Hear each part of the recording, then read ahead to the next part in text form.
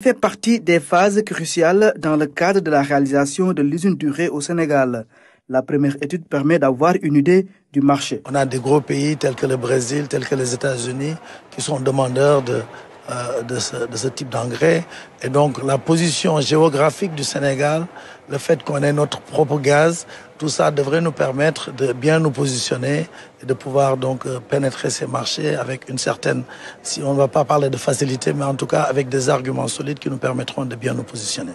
À cette étude vient s'ajouter celle relative au potentiel de captage du carbone de la future usine de production d'engrais azotés. Le projet va émettre 17 millions de tonnes de CO2, ce qui représente 5% des émissions du Sénégal pendant 30 ans. Et nous voulons capter ces 17 millions de tonnes afin que le Sénégal puisse respecter ses engagements de l'accord de Paris, à savoir limiter ses émissions de CO2.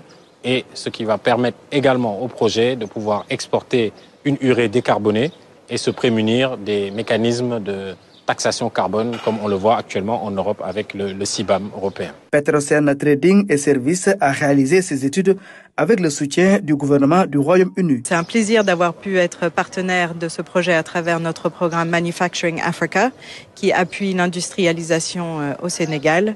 Et nous sommes très satisfaits du travail et des conclusions de ces deux études qui montrent que vraiment ce projet a beaucoup d'avenir et nous espérons le voir concrétisé bientôt et de continuer à être partenaire dans cette lignée. Aujourd'hui, l'urée qu'on a au Sénégal est importée et que l'État doit bien sûr subventionner, on parle de 70 à 100 000 tonnes par an, et que l'État du Sénégal est obligé de subventionner cet engrais afin de le rendre accessible à nos cultivateurs.